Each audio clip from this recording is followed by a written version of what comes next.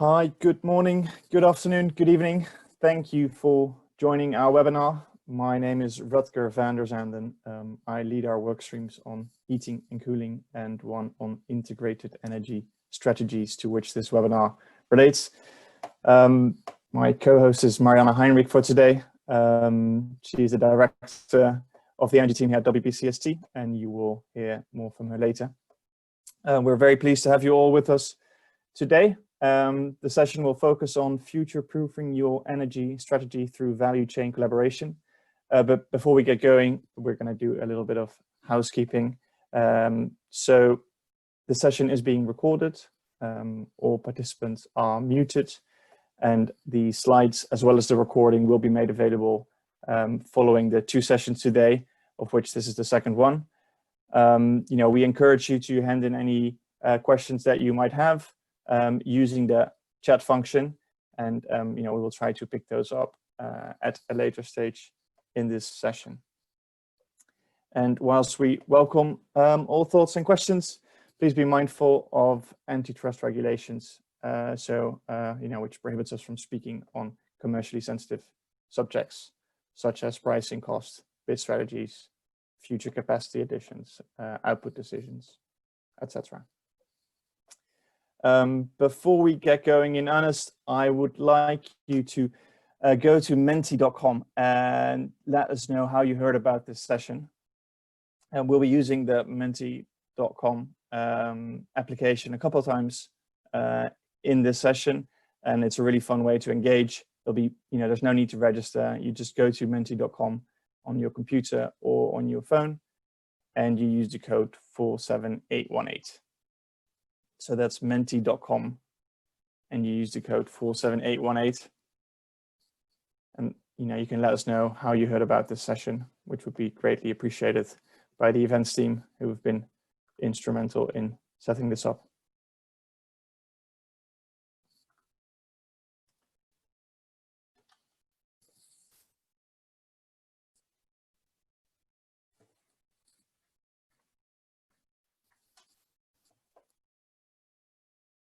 See, we have a few respondents going through personalized email and one other.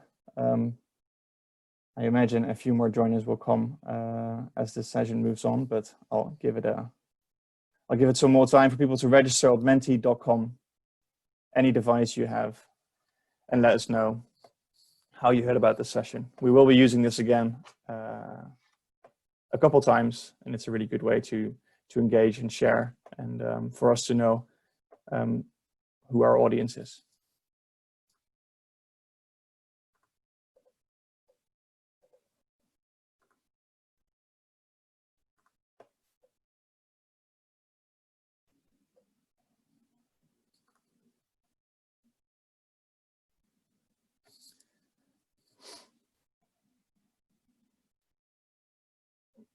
Peter, I think we'll move to the next slide, please. Thank you. So very pleased with the lineup for today. We have our own Marianne Heinrich speaking, the Director of Energy at Wbcsd. James Goudreau, the Head of Climate at Novartis. Vanessa Fels, the Director of Energy Innovation Impact at Microsoft. And Marco Gazzino, the Head of Innovability at NOx. I will introduce all properly before the moment. So before I hand it over to Marianne, and considering this is a public webinar, a very brief introduction to the Wbcsd. So we are a global CEO-led member organization of over 200 forward-thinking businesses. We're united around a common vision, which we have articulated on the slide, as well as a common belief that sustainability and business success are not only mutually connected, but reinforcing of each other. If you look at our membership, we have approximately 200 members across 18 industries, ranging from energy and healthcare to consumer staples and IT. Very much a global organization, with our members being headquartered in over 40 different countries. If you look at our focus areas, we are working on 6 system transformations. Thanks, Peter. Most, I think, are self-explanatory, such as circular economy, cities and mobility, climate and energy, food and nature, and the people program. Redefining value looks at how we measure, report, and disclose company performance to capital markets. I very much encourage you to look on the website for more details on these different programs that we have. So coming to the agenda, we have a full program for the session. Marianne Heinrich will be setting the scene for us and explain why businesses want and need to collaborate across the value chain. And then we will get insights and best practices from the three speakers from Novartis, Microsoft, and NLX. And accordingly, we'll have a moderated discussion on how to develop integrated energy strategies. And we'll wrap up with a call to action. So with that, I'd like to hand it over to Marianne. Wonderful. Thank you very much, Rutger, and good evening, good morning, good afternoon, depending on where you are. So a scene setter in today's environment is a little bit different to maybe what we would have set 4 months ago. And I think most of you on the line, I do not need to reiterate the need for acting on the climate emergency that we see today. It has been now recognized that the risk has massive potential implications for everybody on the planet, nature, people, and it has been dominating the World Economic Forum's global risk report year after year. For all the attention that the climate emergency is getting today, and plus the ever-growing climate activism, the problem is that we haven't been making the progress required to meet either the Paris Climate Agreement or any other type of commitment, may it be a net zero commitment to reach net zero emissions by 2050, ideally earlier. So it's clear that we must do better. The problem comes in particularly, as we've seen over the last 4 months, that systemic risks are built into our economic structures and have exponential character. So COVID-19 has taught us that we must build resilience against all of the interconnected systemic risks that society faces, and climate change today is the biggest one of them. Now, right now, our political leaders are deciding on the fate of climate change effectively by either creating green stimulus plans or missing that opportunity for their country and their people. And I'd like to use the words that the UN Secretary General used in a special address to IEA a couple of days ago. He said, "Let us commit to no new coal today and end all external financing of coal in the developing world. Coal has no place in a COVID-19 recovery plan." And that is quite a statement. I don't think anyone ever before at such a high level of political leadership has said such a strong statement. And I think that's really setting the tone for the negotiations as well as conversations that are currently happening behind closed doors in many countries across the globe. Now, many companies have also asked for green recovery. Today, actually, I think we're standing at more than 1,200 major global companies that have called for governments to invest in climate action and resilience to ultimately create jobs and build back better.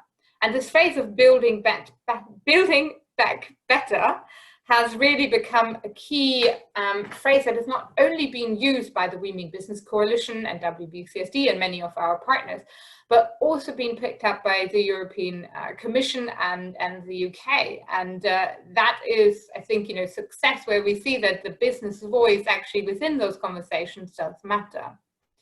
Now, companies are not only asking for that green recovery to their leaders, political leaders, but are also asking their own companies to take and commit to action. More than 900 companies have currently signed science-based targets or committed to science-based targets. And more than 300 companies have said that they will set net zero targets by 2050, including some of those who come from more difficult to decarbonize sectors like oil and gas, for example. And of course, there's also a myriad of companies that have committed to RE100 and EV100, those campaigns that are looking at how to achieve 100% renewable electricity, or how to run your fleets with electric vehicles. A new program in that space is WBCSD's SOS 1.5 project, which is helping companies to go through that business transformation. So really focusing on the implementation aspect of that and helping companies to reach net zero emissions. The good news is that also by now, the finance sector is slowly catching up. ESG funds are now seeing record capital inflows, and many of those are actually outperforming the broader market in 2020.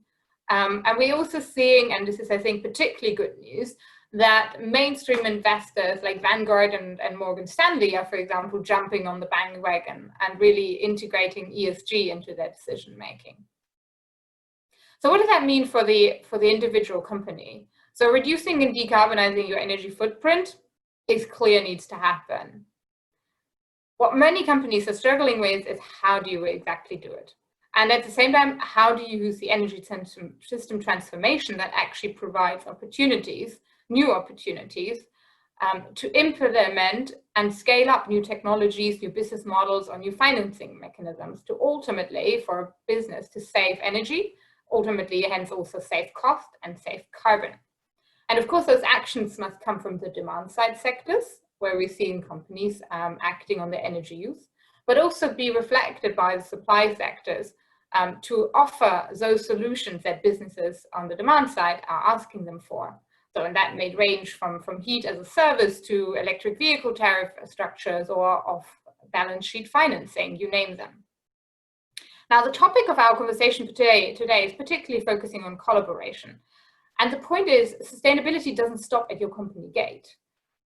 It expands into everything that the company does with their upstream and downstream stakeholders. And hence, collaboration and mutual support is necessary to find the solutions on how to reduce emissions, particularly coming from energy, and hence also fight climate change. So we see that companies are starting to work together in much broader and much deeper partnerships than before. And at WBCSD, we see that those companies who set ambitious targets and have a well-defined strategy and support that strategy with implementation are actually doing better than those ones who only look internally.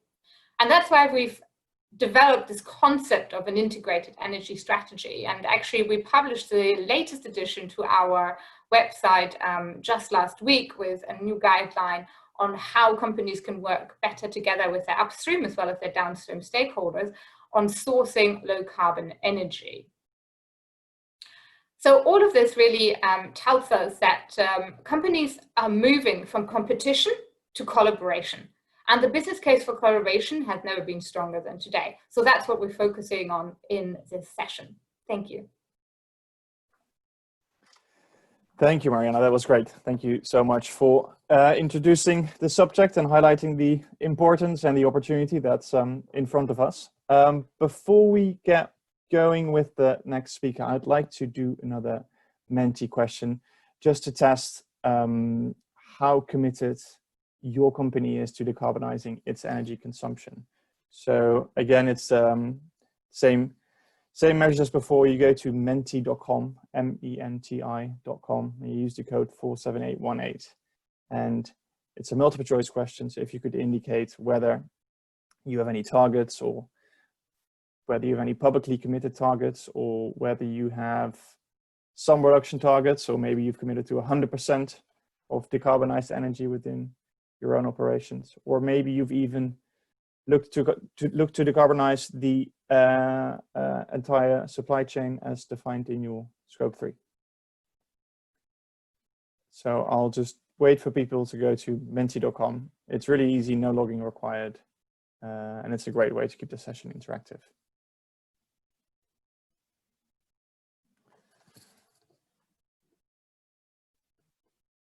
You can see there's a few ambitious companies here who handed in their votes the first.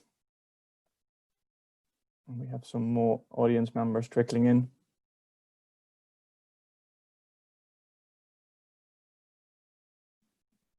I can see there's quite a few more people on the line, so please don't hesitate to go to menti.com. Just use the code 47818. It's really easy, no registration. You'll straightly go to this question. And we're using it 3 more times. So it'll be really interesting to see how the group answers and what it tells us about where they are on their energy journey.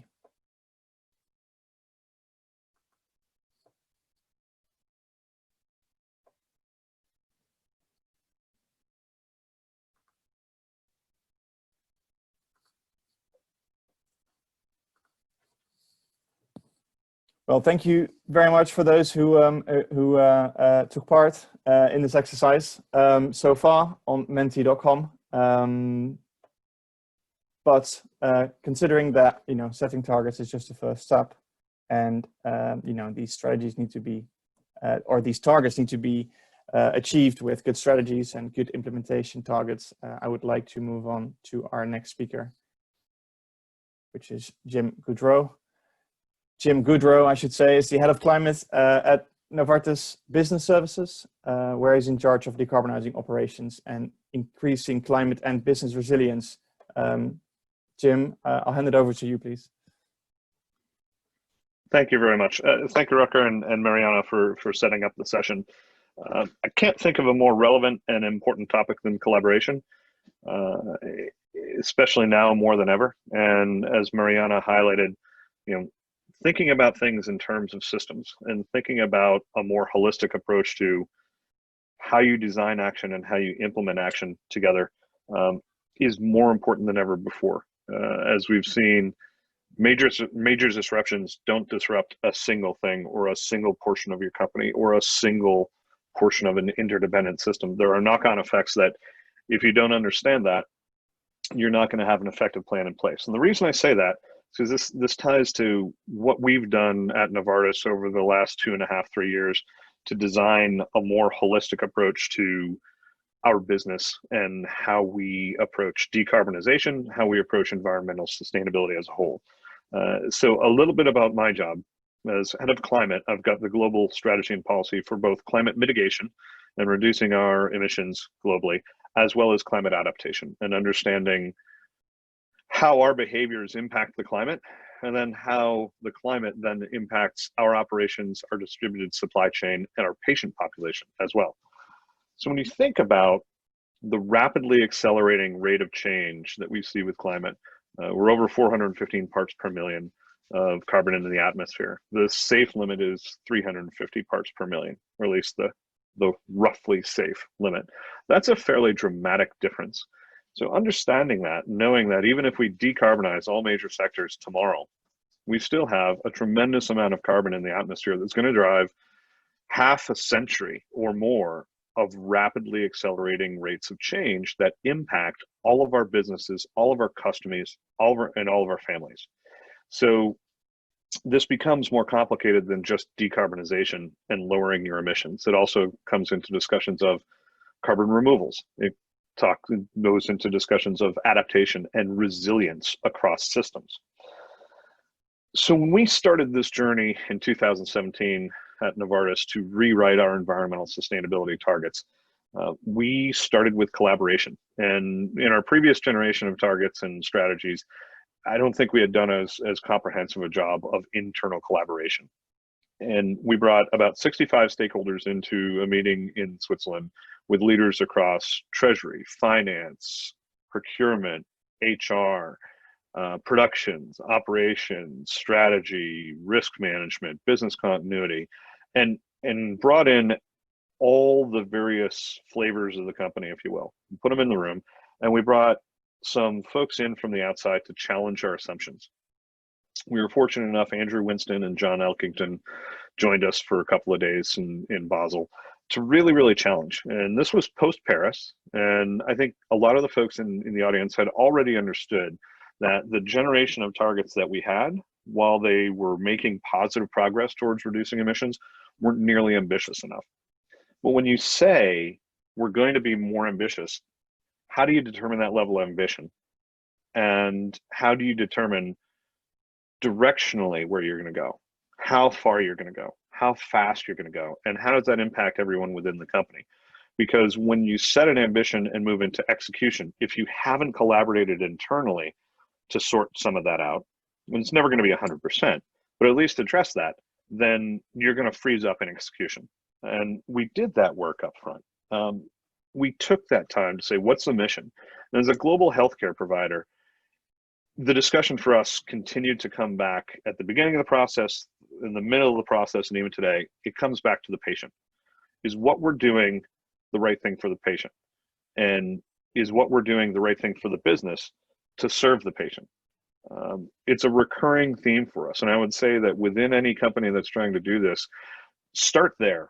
Because if you can connect what your strategy is going to be from an integrated energy and perspective and your decarbonization perspective, being able to tie it to how you serve others is going to help the discussions both internally and make it more credible externally. The dialogue itself that we had focused on making sure that there were no stovepipes within the company and how we approached it and involving folks. It also meant that externally, our approach wasn't going to be tied to any presumptions up front about a particular type of technology, a particular type of path, and that we're going to be inclusive and agnostic in many ways on how we chose to move forward ultimately. Knowing that the end result had to be enduring change and real change, as opposed to simply a paper exercise. At the end of the day, we settled on the new environmental sustainability targets as decarbonization of our own operations by 2025. And that's not just renewable electricity, that's thermal as well. And a 50% reduction in our carbon footprint across the entire value chain. So that includes an approved 1.5 degree scenario science-based target of 35% reduction, and going beyond that, another 15% to have a 50% reduction. Through removals and through increased efficiency that we can get beyond that 35%. That's based on investing in efficiency, shifting to renewables, and coming up with a credible and transparent set of natural climate solutions as offsets and carbon removals and carbon sinks. That only covers part of the story though. 20% of our footprint is scope 1 and scope 2. 80% of our footprint is scope 3. So when we think about how we have to achieve our targets and our goals, obviously there's collaboration internal to the company that I mentioned in the design and the initial execution. But long-term, in order to achieve that 50% reduction, knowing that 80% of our footprint is across the value chain, we know that business as usual isn't going to be the way that we achieve that. We have to remove barriers for our partners, help them access tools and approaches that they may not have had before. And we need to find suppliers of critical functions that will work with us to allow that to happen. So for example, we have decarbonized our procured electricity in the US with a virtual power purchase agreement. As a matter of fact, the image behind me on the screen is wind farm in Santa Rita, East Texas, which is where we're an off-taker for 100 megawatts of clean energy. We get the renewable attributes, and we now have decarbonized our electricity in North America. We are in the midst of closing a deal, approaching closing a deal to do the same sort of thing for our own operations in Europe.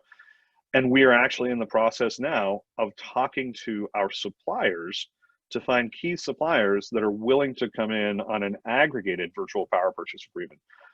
Many of these companies don't have the staff or the wherewithal to do this on their own, which is why we're coming to the table with procurement staff, sustainability staff, internal legal staff, paying for an external legal counsel that's an expert in the energy markets, finding the right buyer's agent to be able to set up an umbrella deal where key suppliers will be able to come in, sign an offtake agreement with that developer, decarbonize their electricity, and have access to that for the full life of the contract, regardless of whether they stay in our supply chain or not. We think that these kinds of behaviors, more collaborative, more inclusive, and less stovepiped, have to be the way to move forward in order to decarbonize major sectors, both in what we're buying and what we're selling. Because frankly, if I do this and other pharma companies do this as well, then that decarbonizes the entire pharma supply chain, or at least large parts of the pharma supply chain. So if we do that collectively, then from a global health perspective, healthcare systems are about 10% of the footprint in many countries. In the US, certainly there's evidence that shows that. UK and China, there have been separate studies that have similar numbers. If you can decarbonize across a major sector like that through the supply chain, then you can decrease respiratory illness, you can decrease the carbon impact, you can decrease the impact of NCDs that are anticipated to have more an effect as climate change rolls on. So it's important to do that. And I'll stop there, but with an emphasis once again, the collaboration has to be different from today's business approach. And the goal has to be real change and enduring change that's transparent to everyone. Otherwise, it just sounds like a lot of greenwashing. And we've been pleased to find a number of partners in the supply chain that are not only interested in having those discussions in receiving the benefit, but providing that benefit. And look forward to the rest of the discussion today. Thank you.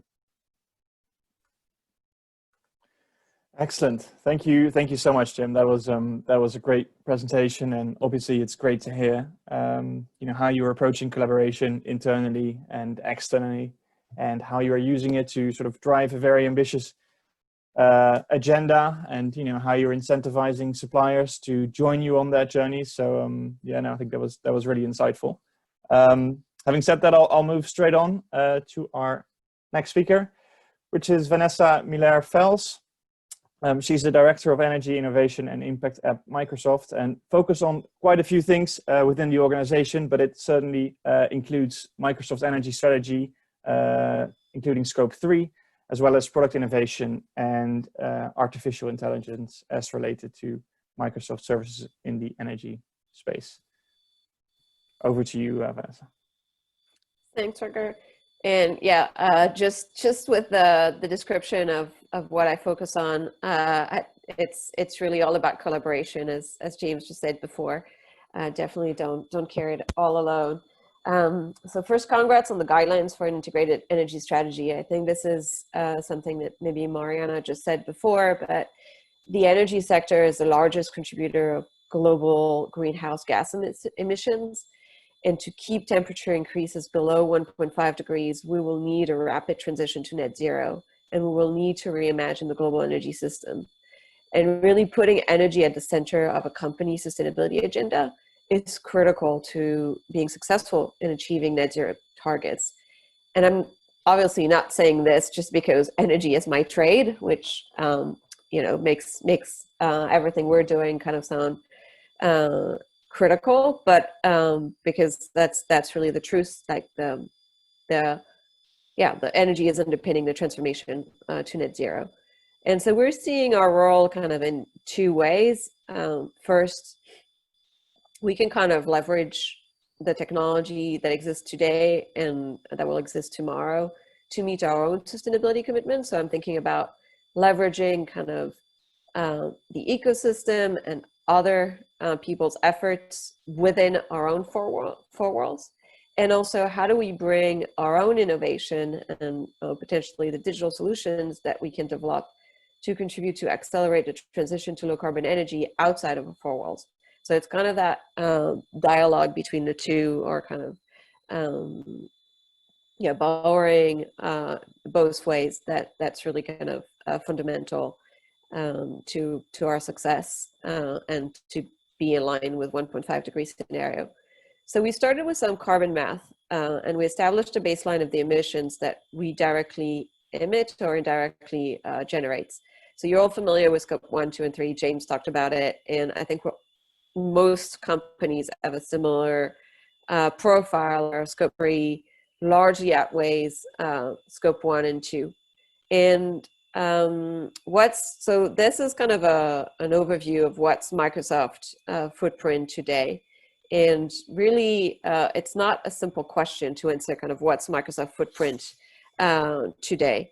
To get to the carbon truth is really a fundamental task. And the methodology that underpins the calculation of each scope is quite critical. And we believe there's a lot of best practices and kind of shared knowledge that we can all benefit from. Transparency from every company will enable a better tracking of carbon emissions and really monitor kind of clearly the abatement that our mitigation or adaptation actions are responsible for. And that's kind of back to the greenwashing that James talked about. We think that technology can play a role in better assessing, reporting, and tracking some of these carbon emissions. And I'll talk a little bit more about this in the next slide. In the following slides. We can go to the next slide. So this is kind of an overview of the 4 pillars within Microsoft. We're focusing on carbon, obviously, and energy as part of that pillar. We're focusing on waste, ecosystem, and water. And within these 4 pillars, we have kind of 5 levers of actions that we've identified. Operations, product, services, employees, and and customers. This is really kind of trying to outline this dialogue that needs to continue throughout. We take ideas from our employees that we develop, particularly, for example, for our supply chain for food within our own real estate facilities. We've taken ideas from customers, and we're trying to help customers be on the path to 1.5 degree scenario. We can move to the next slide. So we announced in January that we're going to be carbon negative by 2030. And that means we're going to remove more carbon than we emit by 2030. And then by 2050, we will remove from the environment all the carbon that Microsoft has emitted since the inception of Microsoft, so 1975. To do so, again, going back to the baseline and kind of making sure we know where we're tracking and we know the numbers is first and foremost.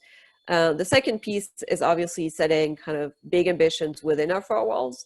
And so we started very much like most companies by setting renewable energy targets for our own operations. All of our operations will be powered with 100% renewable energy by 2025. We've already purchased over 2.5 gigawatt of renewables, and we're in the 5 largest buyer of renewable energy. But really, to be carbon negative, we'll have to kind of go deeper into our ecosystem, both working with our supply chain and also changing kind of the way we're engaging with our customers and end users of our products. So within our own company, we've set up a carbon fee that each business group pays for the carbon that their business is responsible for. And what we decided in January is to extend that carbon fee to our scope 3 emissions.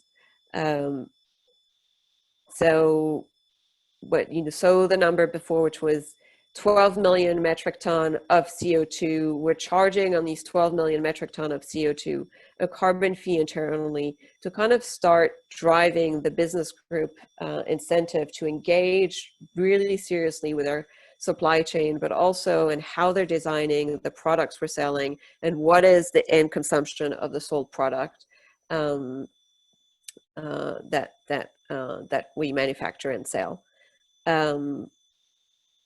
To start kind of engaging with our supply chain, we're first going to leverage kind of our procurement processes, very similar to what James has said.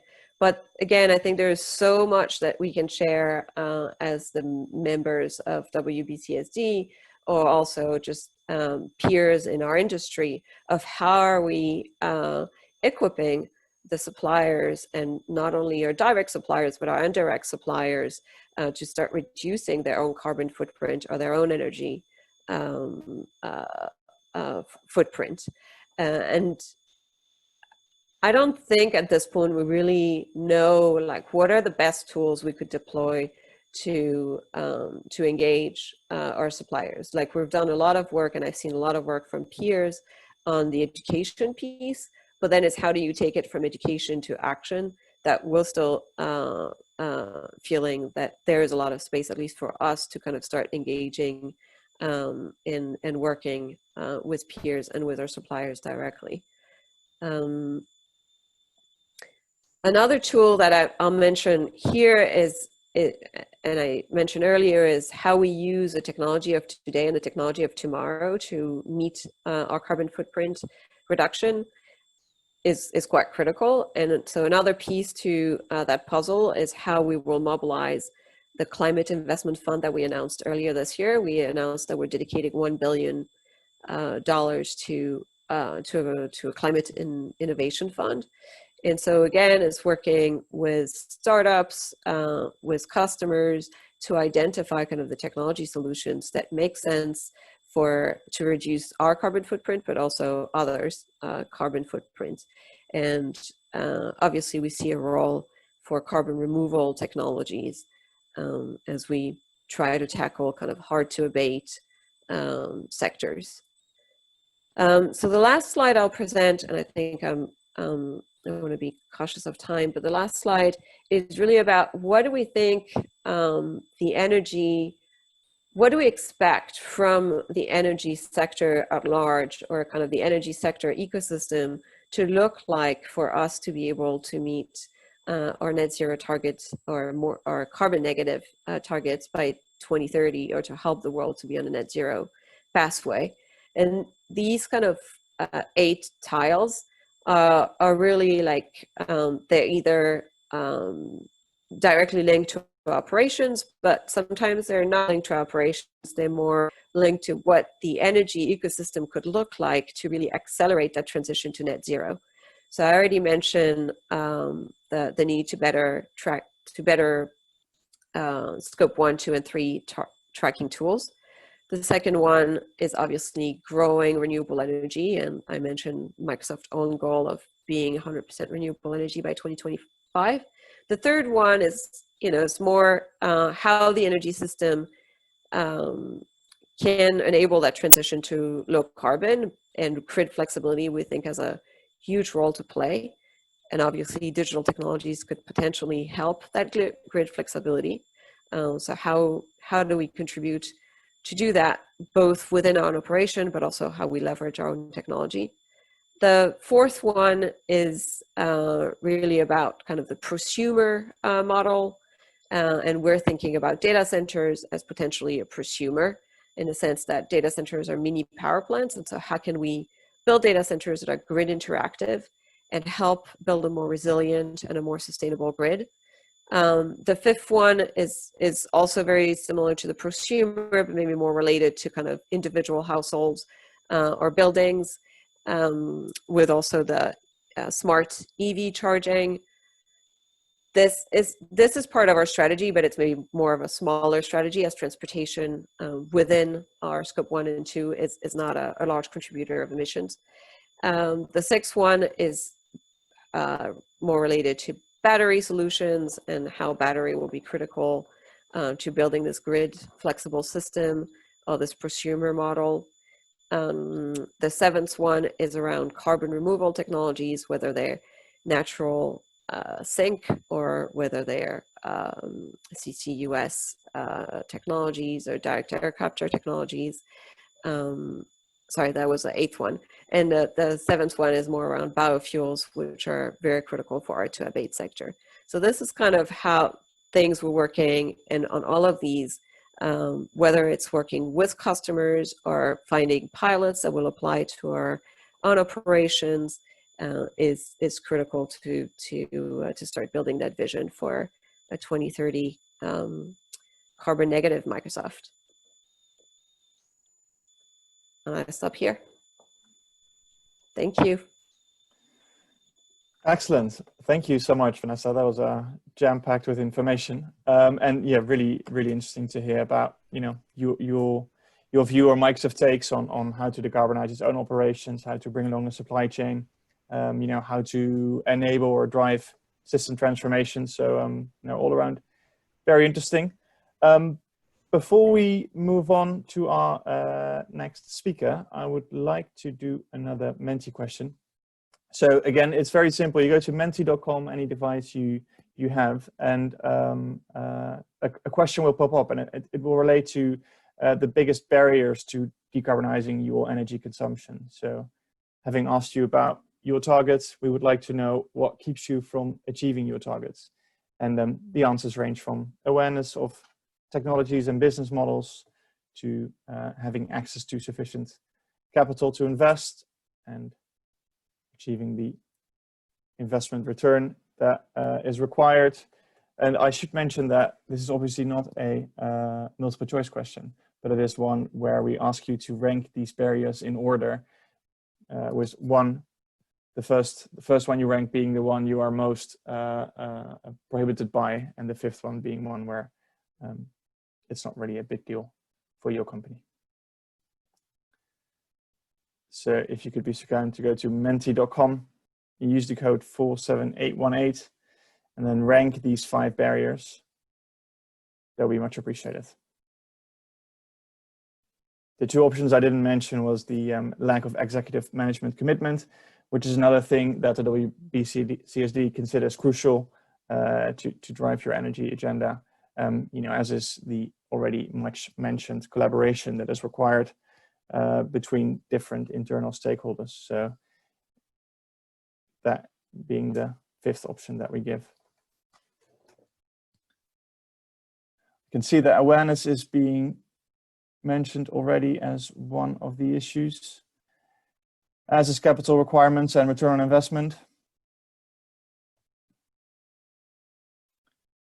That's interesting to see. I think our first session had slightly relatable results.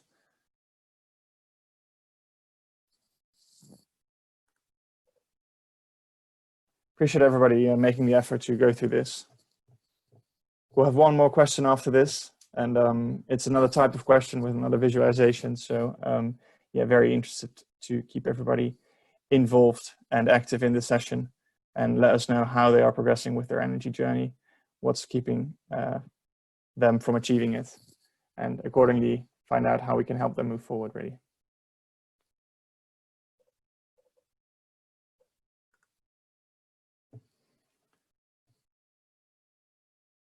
I think we have a number of people answering these questions dedicatedly. So we will move on from here to our next speaker, which is Marco Gazzino. We are very keen to not only have the perspective from the large energy users, such as Microsoft and Novartis, but also hear from the supply side and hear their perspectives on, what customers within the C&I space are asking, and what they're looking to achieve, and how they're innovating to help the customers in the C&I space, with the new role that they're taking on, as related to the energy transition. So with that in mind, I'd like to hand over to Marco. He's the Head of Innovation and Sustainability at NLX, which is NL's energy services business line dedicated to energy solutions. And these solutions relate to the home, the industry, electric mobility, and even cities. So Marco, please take it from here.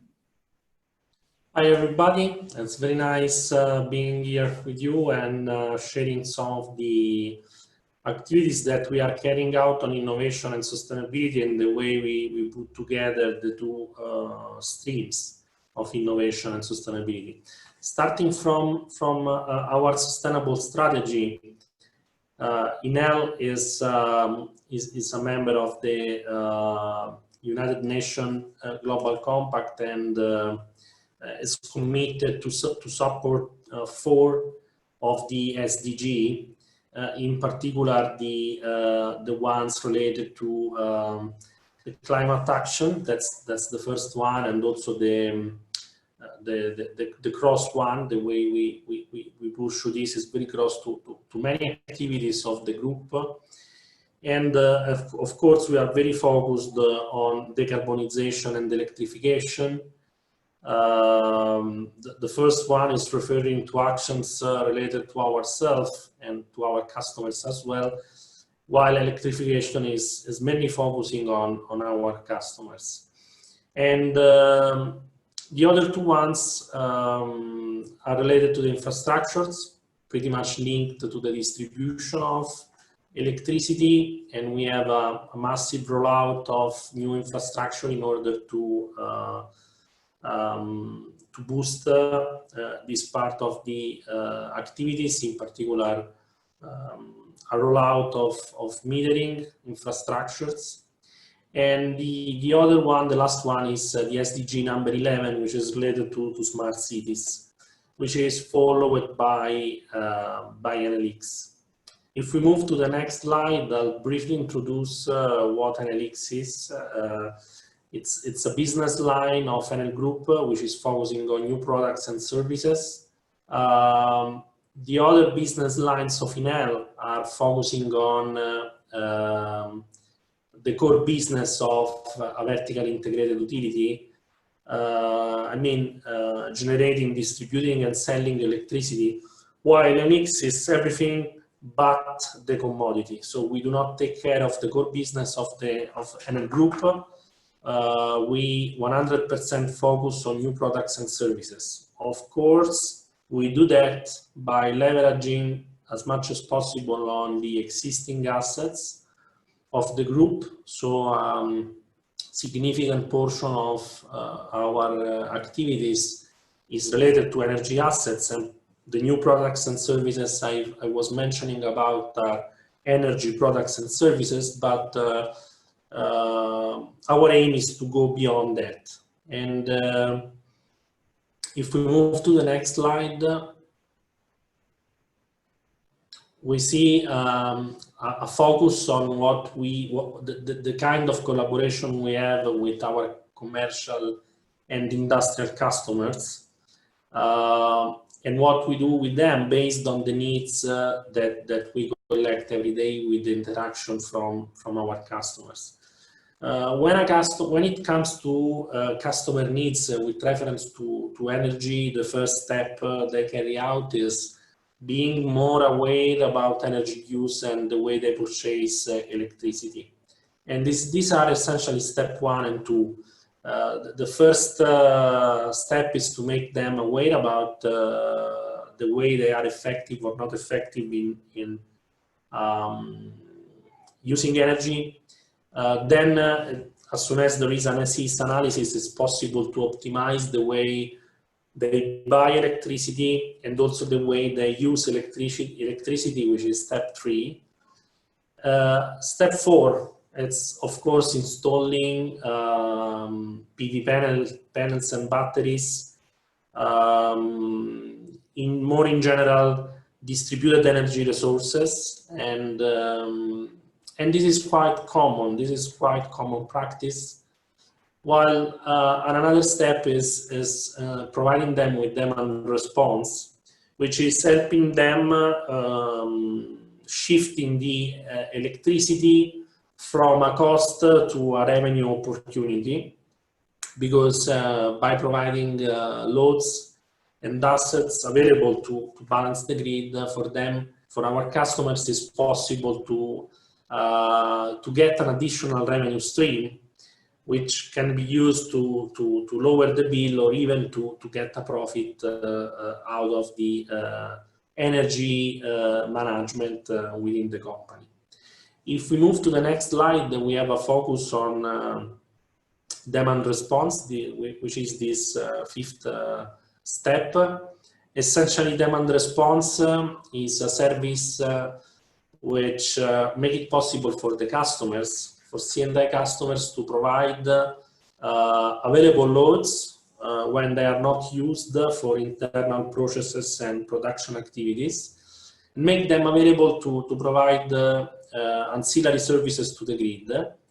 The grid needs to be balanced in order to work, and TSOs are buying these services on the market. But a single load from a customer, the most of the time, is too small to bid in this market, and what NLX does is to aggregate many loads from C&I customers and make them available to the network operators in order to carry out demand response. In this slide, you see the countries in which we are active with this service. The strongest presence is in North America, United States and Canada. Of course, in Italy and UK.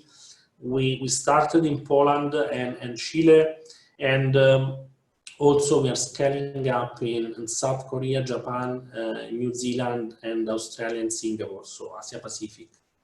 The next slide. And these are two examples about how can we further innovate in the demand response service. Because we, of course, spoken as so far about electric loads, but there are many ways it's possible also to leverage to thermal loads in order to provide demand response services. The first example is in the picture you see some phase changing fluids installed in the top of a fridge, an industrial fridge of course, and they make it possible to stop the engines which are refrigerating the fridge for a longer time, and this make available an additional electric load to be provided as a demand response. And this is another example in which it's possible to figure out ways in order to find new ways in order to have electric loads available for the services, and all of this is an additional revenue stream for customers. And another example is the charge infrastructure. One of the costs, a significant cost of deploying charge infrastructures is the grid connection.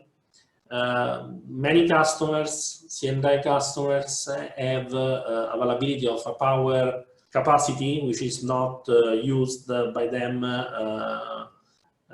the most of the time. I mean supermarkets or cinemas or so on, and it's possible to use this residual availability of power capacity in their grid connection in order to install charge infrastructures. The connection is private because we are speaking about supermarkets, cinemas and so on, which provide the public service, but the infrastructure is connected to their private power connection to the grid, while the charger, of course, is installed in the parking lot, which is accessible to the public. And this is another way C&I customers can reduce their energy bills, because by providing this service, the charging point operator as a service, it's possible for them to get paid and share the revenues related to the management of the charge infrastructures. So there are many ways, even beyond the classical demand response service, that make it possible to put the customer at the center of the energy transformation, and also provide them with many new options in order to optimize their energy cost. If we move to the next slide, we see a representation of our circular economy boosting program, which is another service we provide to customers in order to analyze their level of circular economy performance.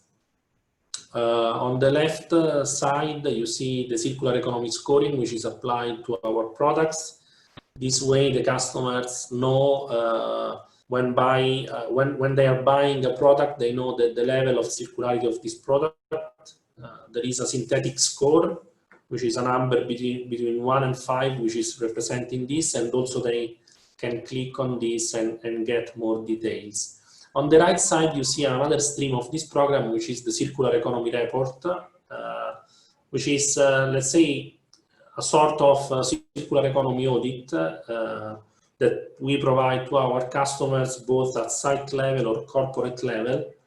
And in the report, after the analysis, they can know what is the circular economy profile of their company and the ways they can optimize this level of circularity. The results of the report are certified, so they do not only get an actionable plan in order to improve the level of circularity of their companies, but they also get a report which is a certified scoring of the circular economy level of their companies, which is quite interesting. An example of this is in the next slide, where you can see some examples, some extracts from the circular economy report that we have produced for Mitsubishi, and in the report they can find an assessment of the level of circularity for each specific item, and for each of them also understanding what are the actions that they can implement in order to improve this. I'll stop here and very open for Q&A session. Thank you, Marco. Thank you for sharing those insights with us. Obviously interesting to see how the company is, or how NLX is innovating, and also particularly relevant for the C&I customers to see how they can become more circular, or how they can utilize their own assets in new ways within the energy market. So before we move on to a panel discussion, I'd like to do one final Mentimeter question. So please go to menti.com and answer this question for us. Having asked you about targets and barriers, we would like to know, how do you feel about your own energy strategy, and how advanced are you in a number of elements which are directly related to the success of your energy strategy? So this ranges from data management to reporting to cross-functional collaboration. And if you could indicate whether a certain element has a 1, which means that you're not doing a whole lot, or whether you'd rate it a 5, which means that you've been developing this element very actively to a high degree, they'll be much appreciated. So menti.com 47818, another type of question. So you rate the 4 elements, 1 meaning you haven't done much, 5 meaning this is something that we're actively working on a lot, and that we're fully capitalizing on as much as we can.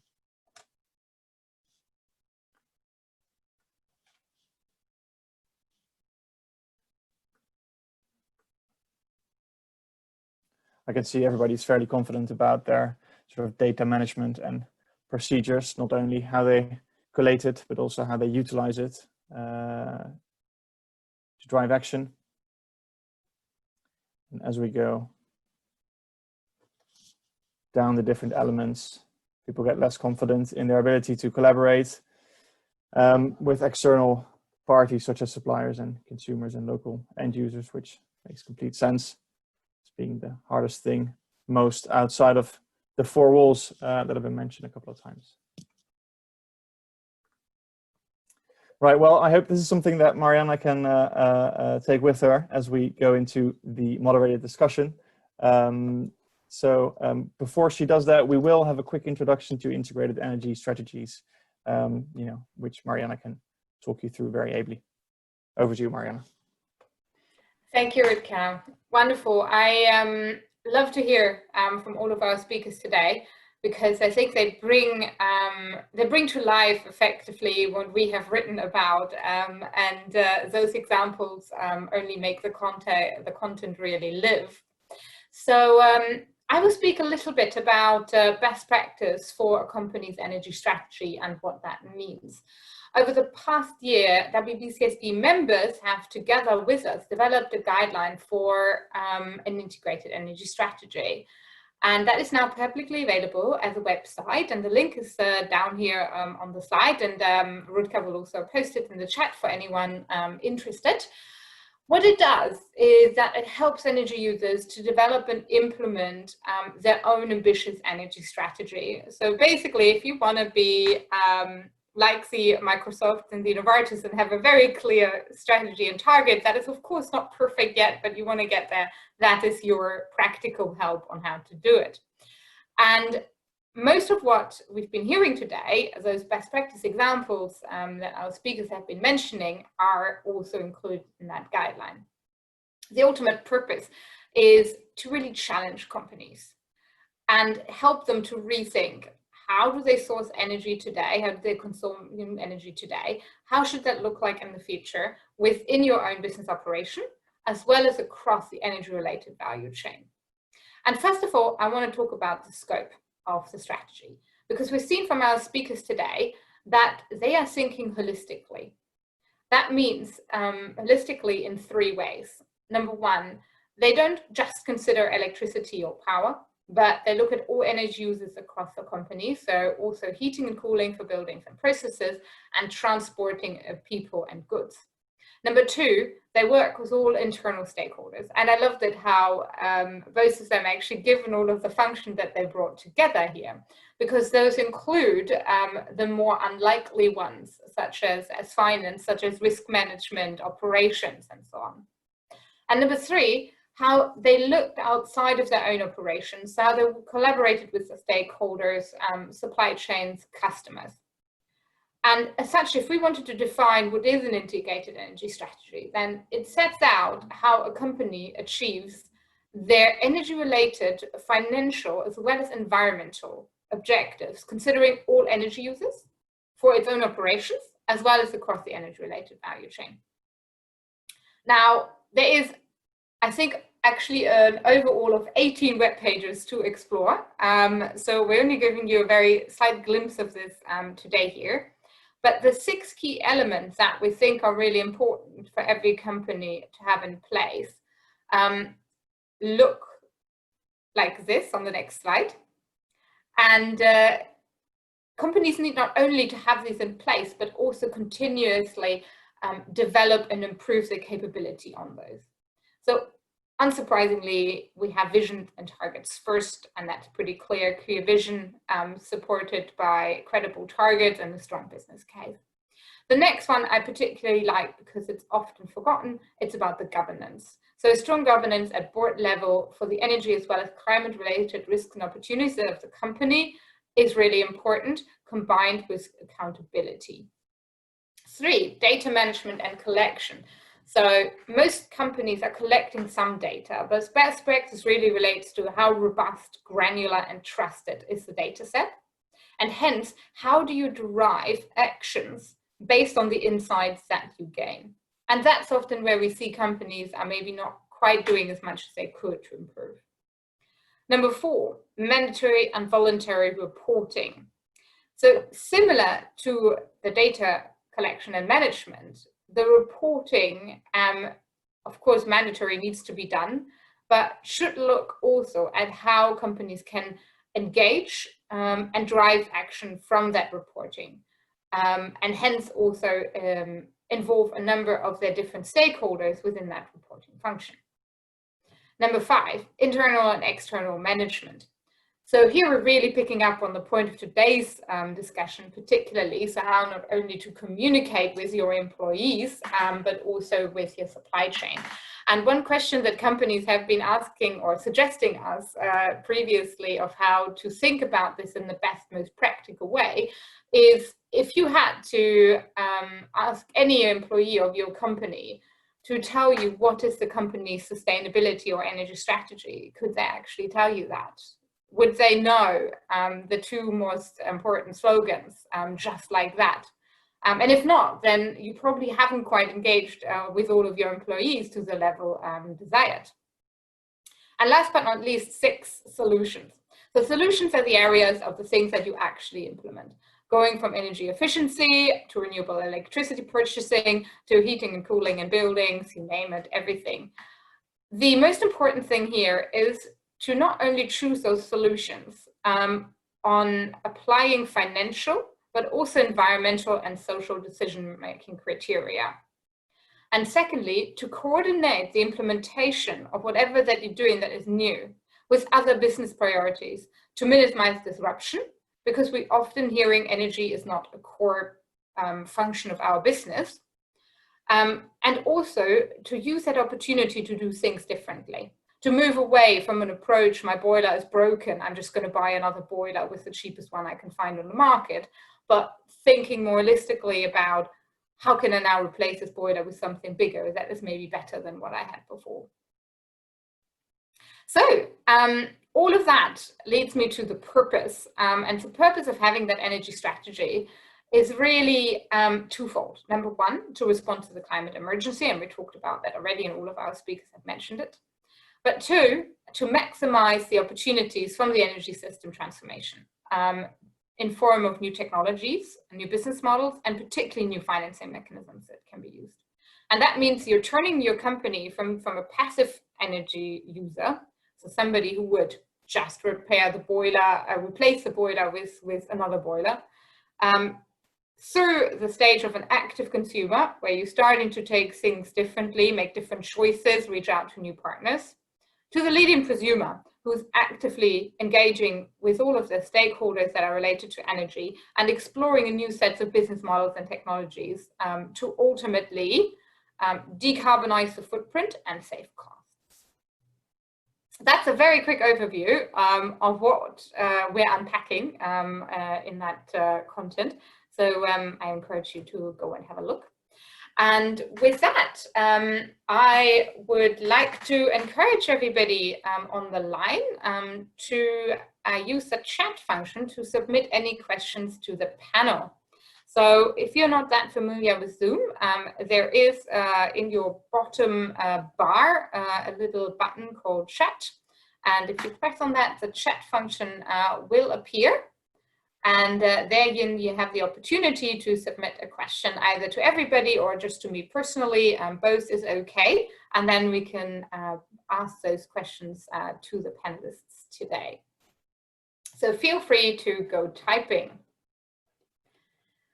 I'll start it off with a question on to Jim on something that you started to touch upon when you spoke about Novartis's footprint in terms of the electricity use, but then you also made some comments already about also considering thermal.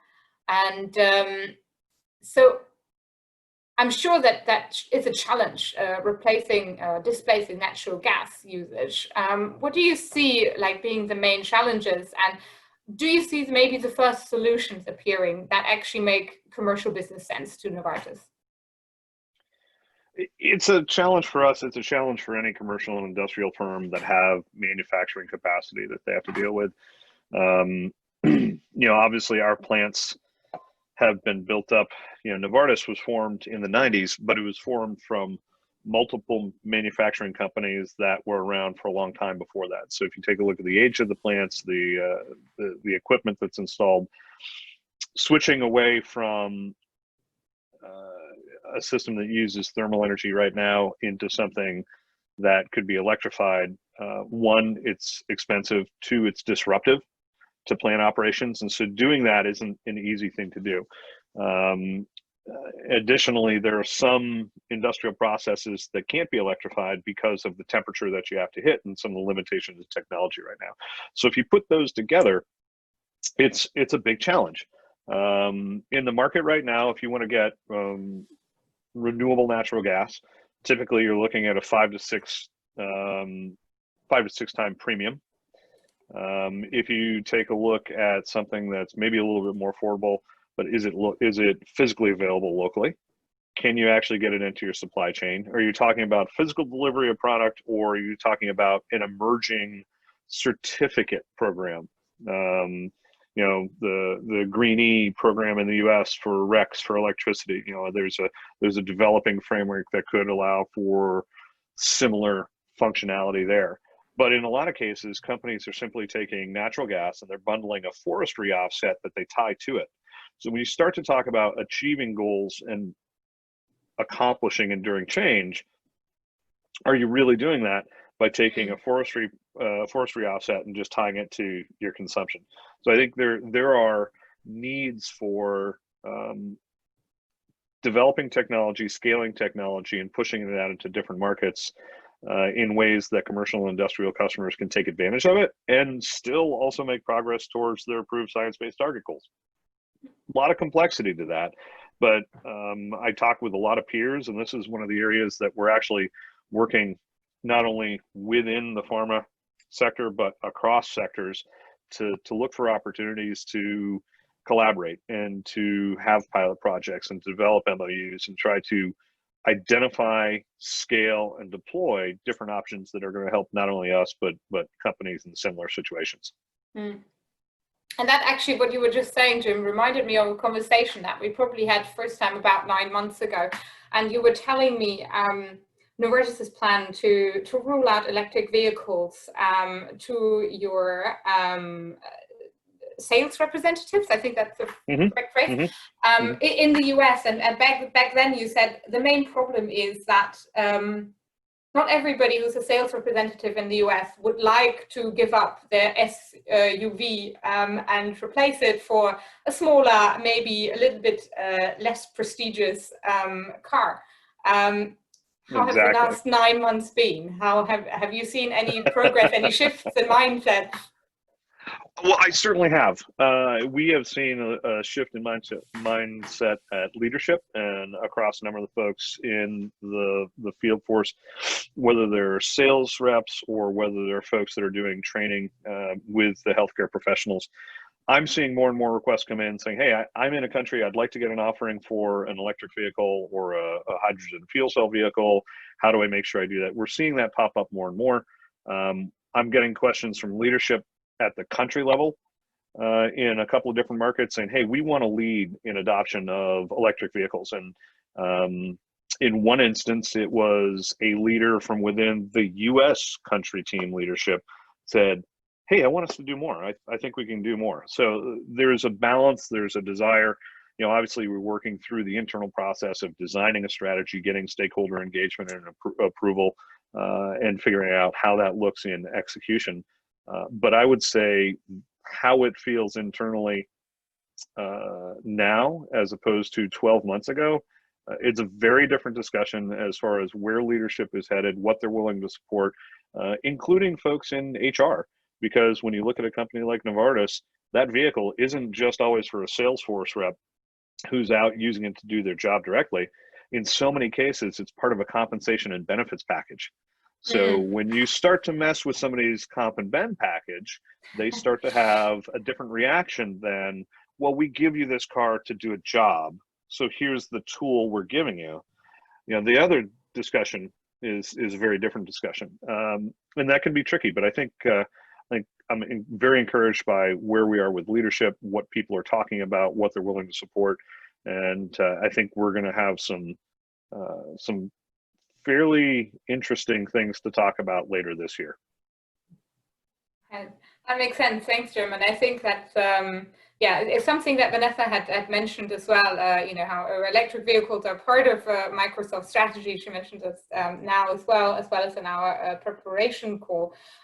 But one thing I wanted to pick up on, Vanessa, because I think that maybe I certainly up until a few months wasn't aware of this, and maybe other people on the line are neither, about what Microsoft can do when you're not acting in your role as an energy user, but when you're acting in your role as a technology company.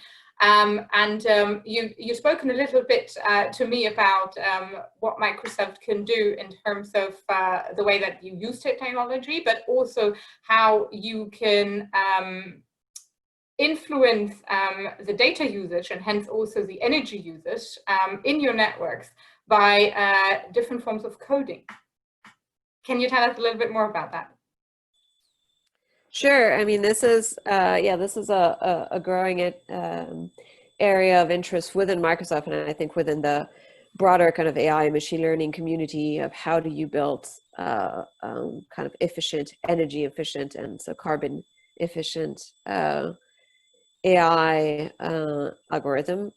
You know, and this is, we're just at the beginning of this journey from our perspective, but there's been kind of some pretty important papers that were written over the last couple of years that really triggered the conversation. I think there is an inherent belief that the code is efficient because you want it to run fast, and you know, the length of the code and the time it needs to run is tied to the energy that will be consumed. But it might not exactly always be the case, and that's really what we're tracking. It's that kind of, how can we build tools so that when an engineer or data scientist kind of is like building a line of code, they have the information to understand what's the carbon footprint that's associated with that code. It obviously depends where you run that code, which data center, what's powering the data center, what time of day are you running that code. So there's a lot of variables here that we're considering. And then is there changes that you can do in developing that code to reduce the carbon footprint? So it's very much a work in progress. We have a hackathon that's coming soon at Microsoft. That will be one of the topics of the hackathon. And again, as I said, it's really a conversation that's happening throughout the AI community. And I'm certainly not the expert here, but I'm thrilled about, that we're thinking about that. And again, I think that the AI technologies can certainly bring some value in enabling the business models of some of the technologies that, Jim or also Marco have outlined, whether it's grid flexibility. So that's also something we're working on. Great, wonderful. And I actually see there is one question for you in the chat here, asking if Microsoft could get an indication of the internal carbon for your price they use. I do not think that is that's something that we can pick up here, because we did have the antitrust reminder statement at the start, and hence questions that relate to pricing information can unfortunately not be shared here. Happy to forward. We have some blogs, so I can try to get them and put them in the chat box that kind of detail how it works. But yeah, exactly. So as long as it's official information, then that is okay, of course. Yep, it is. Yep. Good, wonderful. Okay, then. There is actually a question, Vanessa, to you. That Jim is asking, and maybe we have like a couple of minutes on that one, wondering how do you collaborate using technologies or AI or blockchain to increase the credibility and transparency of natural climate solutions offsets. I don't quite know if that's something that is within your portfolio. Yeah, it's a very good one, and I do have colleagues that are much more, in the weeds of these questions, whether on the Azure side, on the technology side, or whether on the our natural climate solution experts. And that would be my colleague Liz, who leads all of our carbon markets work, and that you may know. But this is definitely something we're working on, and I think you're pointing to the two angles that are quite critical. The how do you kind of enhance the transparency of these solutions, but also how do you enhance, I think, the impact of these solutions. So it's both kind of making sure we're tracking kind of or monitoring kind of the carbon avoided and how do we calculate it from natural climate solutions, but also how do we monitor what's the best, where is the best kind of carbon sink globally for a corporation to go for? Is it this type of forest, or is it this? And this is also something we're looking at, for example, for how we use AI solutions for the carbon removal solutions, whether it's a natural solution or whether it's direct air capture, or whether it's kind of a technology solutions. Like, what are the best carbon reservoirs in the ground or in terms of forest coverage? So we do have the AI for Earth program, and I can put it in a chat box, and this is something they've been doing quite a bit of work with some of their partners, but then there's also ongoing work that's happening right now around that, and definitely could have a follow-up chat with Liz to see how we can do stuff together, because this is a big one. Great, wonderful. Okay, and then I do have one, I think, very important question to Marco, because I know often, and Inan is considered a leader when it comes to offering innovative solutions to your clients, to your customers, and you've outlined some brilliant examples of how that is happening, and ultimately, of course, it is in the spirit of the collaboration that we need to see to actually bring those solutions to market and then have them used. Do you get any client requests frequently just that you cannot fulfill? So, like, what is something that, either a solution or a service that you're being asked for that is either maybe not technology existing yet, or where there's simply no business model that actually makes a sense for the supply side and the demand side as well? Yeah, we usually go and build together with customers the best solution for them. So we start from the need. Sometimes they came to us and ask something which is not the best option from an economical standpoint, and we are happy to provide them with whatever they ask, of course. But the way we work is building together the best proposition possible from the environment and the economic standpoints. And the most of the times, the customers follow this kind of reasoning and understand this very well. And it's quite effective. It's very nice working with them and suggesting possible options.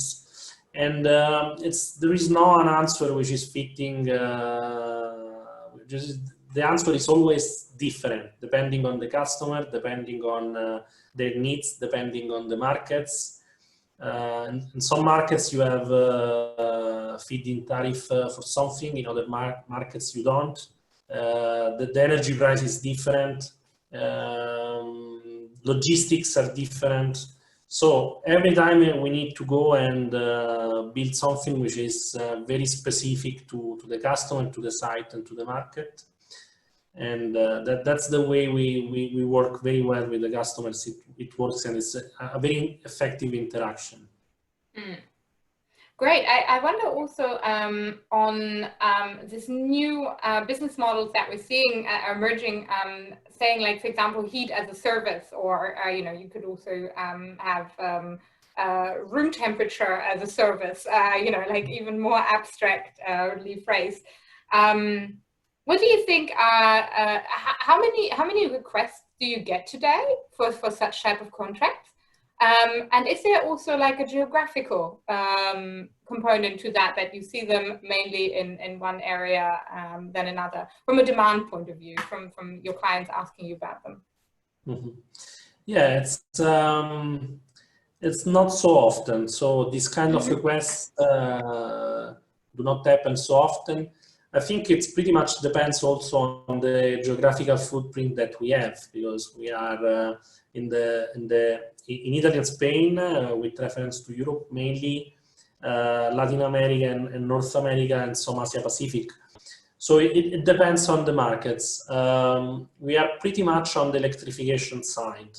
What we believe is that as soon as you electrify the process, everything suddenly becomes more decarbonized. The most of the times, electrification brings more efficiency, reduces cost, and more environmental compliancy.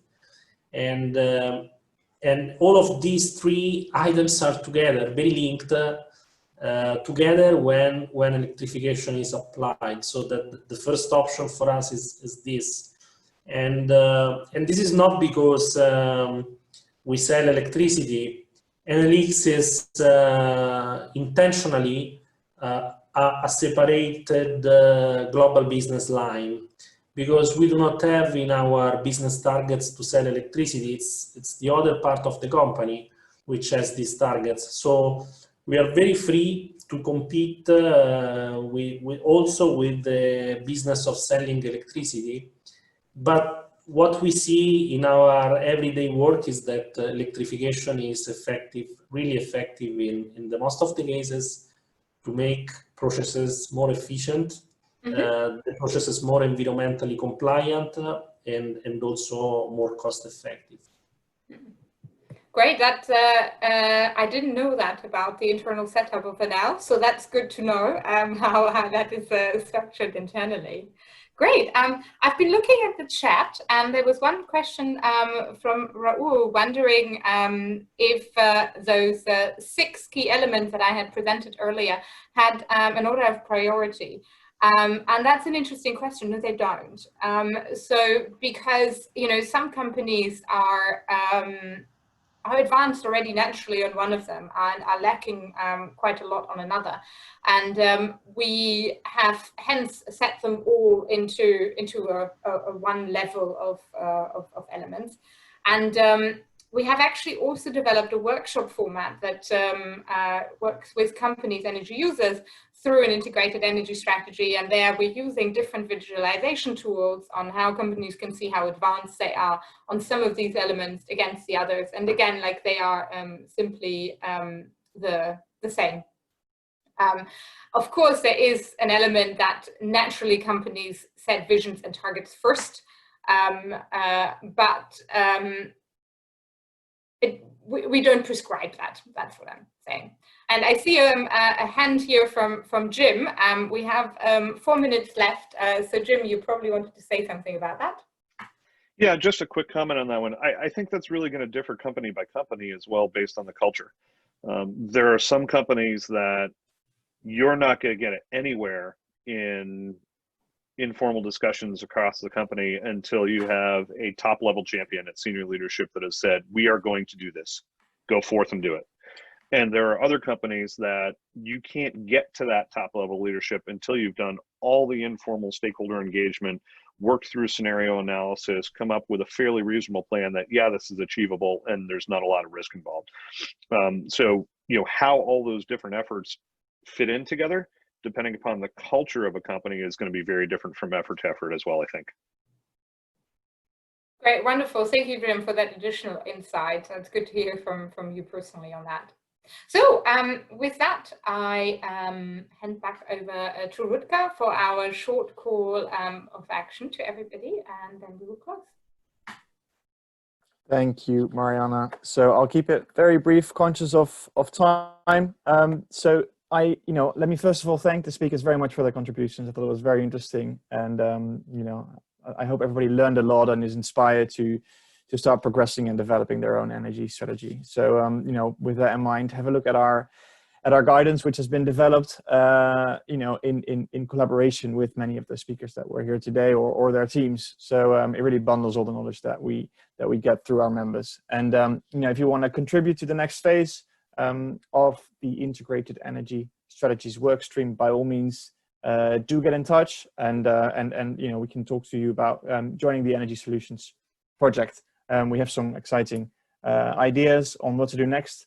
So yeah, by all means, come join and help us progress that. And as mentioned before, the slides, this presentation, key takeaways, the recording, everything will be sent to you via email. So thanks very much, and have a good rest of your Monday.